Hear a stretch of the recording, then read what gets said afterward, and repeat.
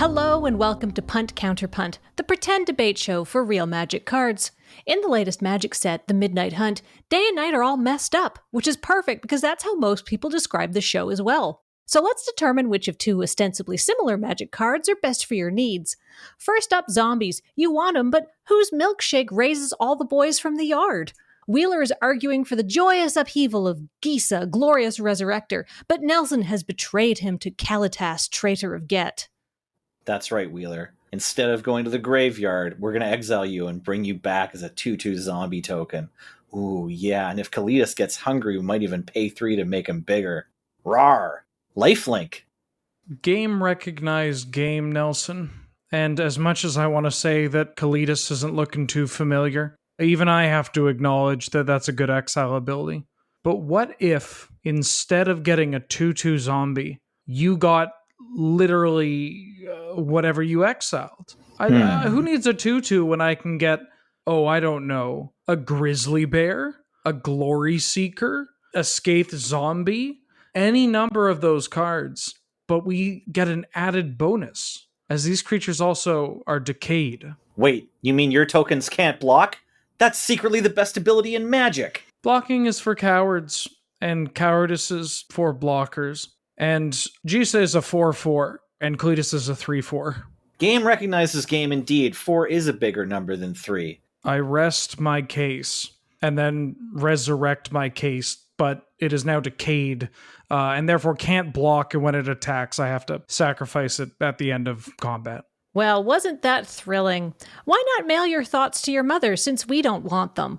And while you're doing that, we'll move on to our next debate, which is sure to make waves. Nelson thinks Cosmotronic Wave is the best one, but Wheeler is carving on a Geist Wave. Only one thing is certain, this intro was certainly whelming. The real genesis of Cosmotronic Wave's power comes from keeping your opponents from blocking. And if you were paying attention during our last debate, you're the only one. However, stopping your opponents from blocking is a great way to win a game of Magic the Gathering. And that's no breaking news.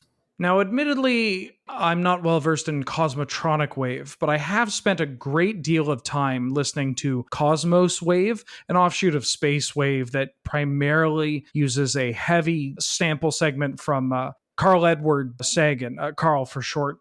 It's not exactly my jam. I found that Space Wave ended up being a bit too Dream Wave at times, but you find yourself just comparing apples to oranges here. You know what I mean, Nelson?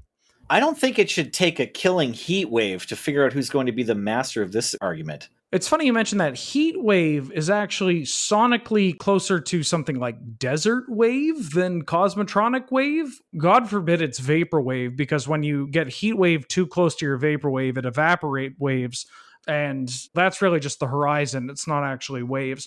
Sorry, I took a lot of Acid Wave before we started recording. What combat trick are we talking about again? I have a resounding impulse to go and listen to some Time Cop 1983. I mean, I picked up a Time Wave album when I copped that Acid Wave earlier. And now that you say cop, I think they definitely had me.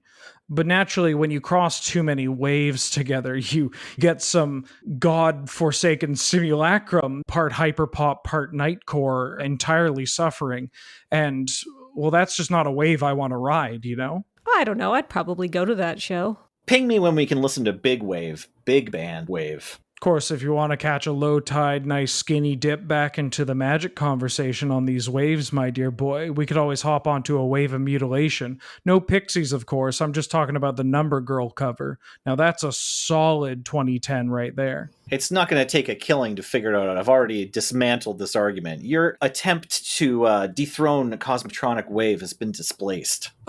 Kathleen, I'd like to concede the argument, being that, of course, the Wave of Mutilation cover by Number Girl was released in 1999, and my husband has threatened to divorce me if I continue this conversation. You know what? I'll allow it. On the basis that I've basically allowed everything else to happen here, so who am I to pretend I have any control over these bits? What'd you call us? Oh no, the fourth wall. Let's move on. Next up, it's 2 cards that show literally the same creature. Brothers Yamazaki? Stang Twin? Close, but please don't interrupt me. Nelson is talking about Champion of the Parish, the before, and Wheeler is stumping for Champion of the Perished, the after. Which one's better after this make-under?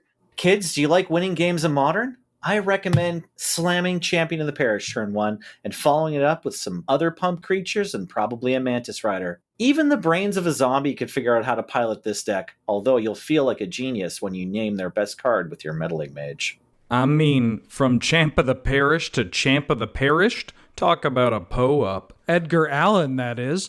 This bad boy over here is getting so big in a tribe that for so long people have disrespected, only to all of a sudden, oops, I'm going to win a pro tour. Oops, I won that one pro tour. Look, zombies had its day in the sun, but you want to arm yourselves with the powerful friends of Champion of the Parish, like Kitesail Freebooter. Interesting. As far as I recall, zombies shouldn't be in the sun. It's almost as if Nelson isn't actually familiar with how the undead go about their day-to-day. And if that's the case, how could we believe anything he's saying about modern? Sure, I don't know anything about Modern. I don't know anything about Tron. I don't know anything about zombies. Tron? I wonder if Tron could be made better by some ghosts, some ghoulies. Ugin the Spirit Dragon. That ghost from 3 Men and a Baby is the best part of the film. I don't know what you mean, but I'm reminded of Geist of St. Traft. That's a pretty strong ghost. I had an uncle named Traft, and he was better when he was dead. I can't think of a single thing that is better off alive. I mean, even everyday things. A ghost bird, a ghost tree, Ghost horse. Oh my god, yes. You know what I think it's time for? It's time for the Ghost Horse Power Ranking.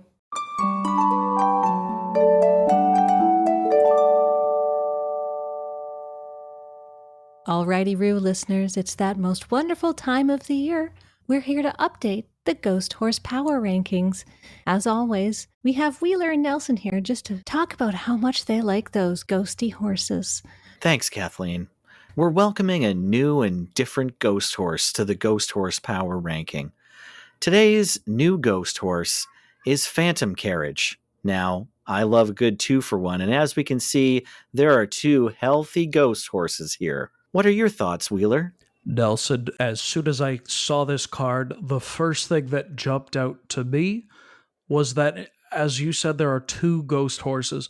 Of course, horses are able to pull more weight when they work in tandem. And of course, that extends to the Ghost Horse Power Rankings. Yeehaw! I have a good feeling about this power ranking today. That's right, Nelson. I think that both us as Ghost Horse Power rankers and the public as enjoyers of the Ghost Horse Power Ranking are going to look back on this particular ranking and think, wow, that definitely deserved a 4. I couldn't agree more, Wheeler. This beautiful boy is going to receive a 4 on the Ghost Horse Power Ranking. I just think both of them look so happy, don't you? If you ask me, Kathleen, I think these 2 are in a stable relationship. All right, friends, thanks for tuning in. See you next time.